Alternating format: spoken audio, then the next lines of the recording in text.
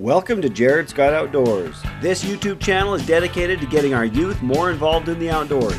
To do this, I'll be out with family and friends doing all sorts of outdoor adventures. This week on Jared Scott Outdoors, we are out here for a late bull tag, bull elk hunt with Brant and I. Now, we've been with Brant on a few other things. Turkey, I think, would be our last one with your son, right? Yep. This year, he actually drew a coveted late bull season tag. Obviously, we're in November. It's later. So, Brant, we're excited to go hunting, obviously. What are you hoping to get? I'm hoping for a real nice 6x6. That's been a dream of mine for a while, and hopefully I can do it. And you've gotten several other bull elk in the past, right? Nope, nothing.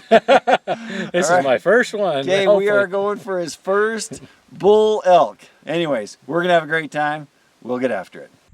Brant and I headed out a couple weeks into the hunt to let it get cold and to wait for a little snow to help push the animals down lower. As we headed in at first light, we stopped at various spots to glass for elk, but actually found more deer than anything, including several pretty good bucks. For example, this buck was a really nice one. The light, however, was so low it was hard to see it well. Eventually, we did spot a handful of elk a long ways off. As you can see, they were far enough away that it was still hard to make them out clearly. They did, however, seem to be on the move to our right. Seeing a high point a half-mile away from them, but in the direction they were going, we headed that way with the idea of getting out in front of them and way up higher than them so we could get a better look. We kind of ran into a crazy moment when we got to the top and immediately found some elk along with a decent 6-point bull less than 200 yards away and just kind of hanging tight.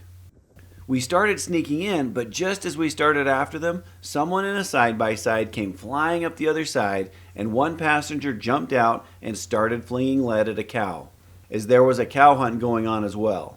They missed, but the elk were out of there. As fast as it started, it was over. I didn't even get any footage of the bull. We were, of course, frustrated, but there was nothing we could do. Sitting down, we glassed up as far as we could see in the opposite direction. We did find a single bull that was probably spooked by that earlier shooting, and it was just heading away from us. It was so far away that we couldn't tell for sure how big it was, so we'd keep an eye out for it when we drove around to the other side of that mountain and try to find it later. However, we also spotted a handful of elk so far away that we had to get closer to see if there was any bulls in the mix. We got closer and could tell there was a bull, but still couldn't tell how big it was. The combination of distant sagebrush in the background and the heat waves just made it difficult to see the antlers clearly, so we'd have to get closer. At this point, we were probably only 600 yards away, if that, but you can see the heat waves with the background were even worse. I got the impression the bull was probably a 5-point, but I just wasn't 100% sure.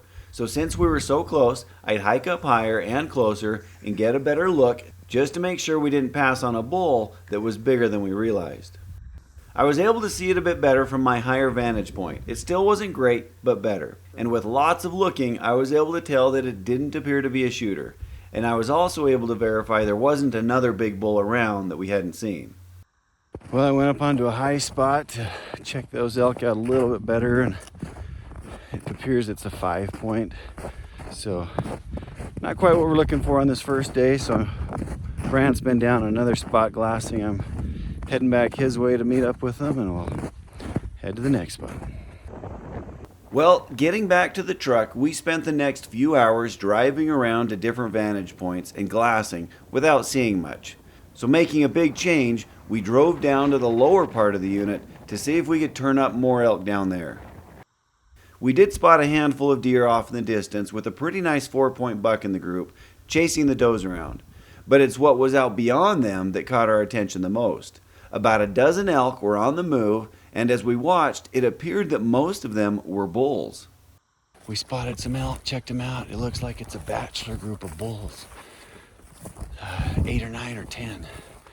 So there's got to be a shooter in there, we're hoping. So you can see the sun is getting ready to set. We're going to hurry in and see if we can make something happen. They were still probably about 1.5 miles or 2 away, but in general, they were walking our direction. The biggest problem we had was time. As you saw, the sun was nearly setting, which meant we were getting down to about a half hour of shooting light left. So it was off to the races. Could we close the distance enough to get an opportunity if there was a shooter in the mix?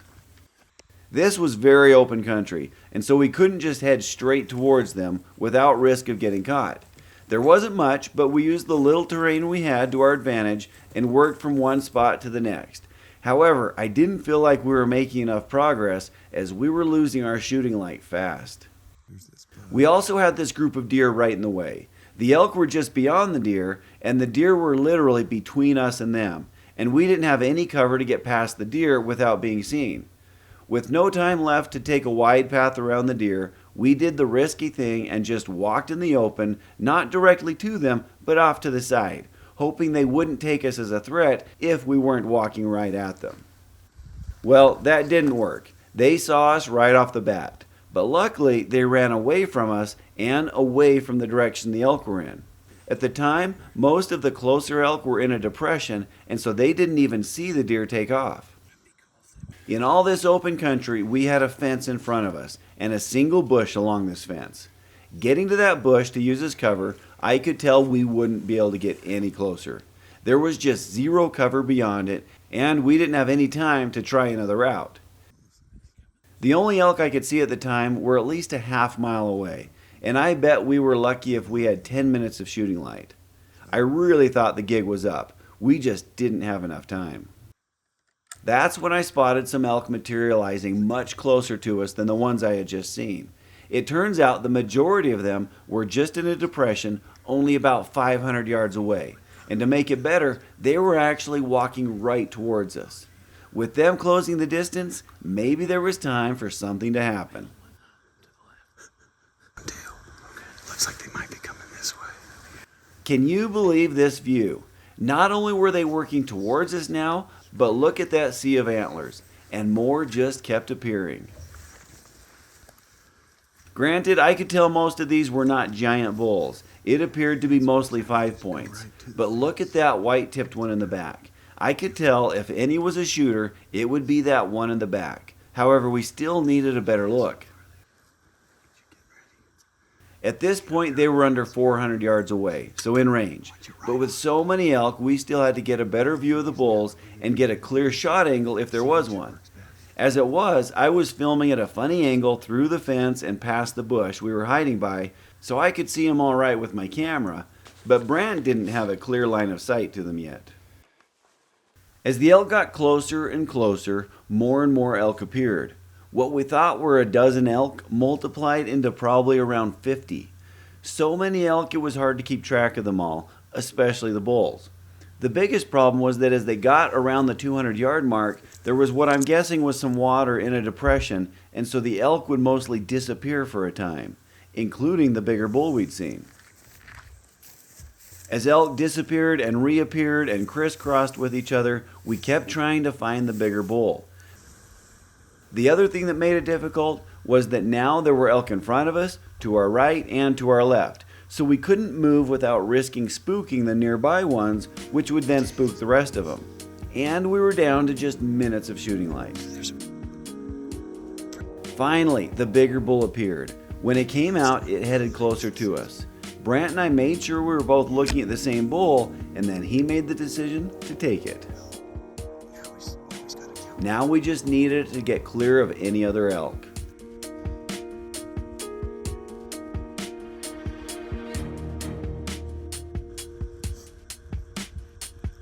So he's still facing where those ones came from, just the ones running. He's walking right now towards, still down. He's the only one walking. Do you see that? In front.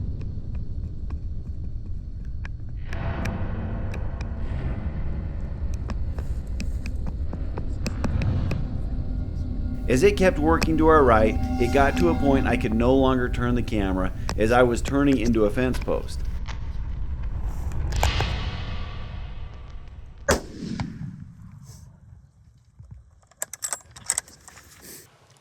He's down. Is he down? He's down. Oh, Jerry. But, I mean, I could have waited for a big one, but I can't pass this up. Man. Like, I've never got one, so this is... Oh, hey! man. Even an old guy can get one, man. Good job. Thanks. Boy, I'm nervous. Aren't you a little nervous when you may wonder if you're going to hit? Man, or is it just me? Maybe I'm dumb, but I thought it was a pretty bull. No, he is. He's pretty. Oh, man. Oh, man. With the moon out, coyotes. Oh, you're right. There's the full moon. He's right under it. He's not a monster, but who knows? I might not even get a shot at another one. Yep. Oh, man. Well, it's going to be a long night, but I'm ready for it. Man. Without time to waste, we headed on over to check out his bull. There were so many elk, as you saw, that I was really nervous. They were going to bump before the bigger ones came, and just hoping a big one would come, but a nice one did. We had a few minutes of light. We'll barely get to it in shooting daylight. And anyways, just happy for Brant. No, he's looking nice. Yeah, he is. He's got solid thirds, solid fourths. Oh, yeah. Wow. This is my first bull.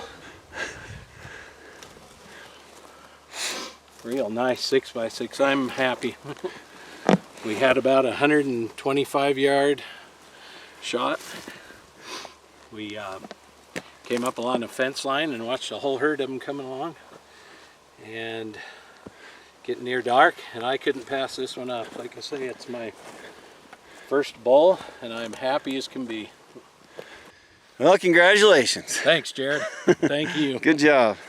So as you can tell, it's dark. We had to take some photos really fast, and with the daylight we had, so now it's officially dark. But you can see the moon has risen above us. You know, what a gorgeous setting to actually have this elk. So congratulations to Brant, first bull. Thank you, Jared. And a lot of fun. That was really fun to see all those elk come in. Just amazing, especially after the morning where we just struggled to find much and kind of the things that happened there. So anyways, that is going to wrap up this show. We had a great time. We'll see you next week. Before we end the show, I want to recognize Brant's son, Ryan, who had drawn a cow tag for the same unit. And so a few days later, we headed out to fill his tag. There you go, Ryan. Yeah. The way it panned out didn't work out to film it all, but in the end, Ryan filled his tag, ending the season for the Pehunans with a freezer full of meat and lots of memories. These episodes can't be done without your help. You know the drill. Please make some comments, like, and subscribe, and I'll keep working on more videos.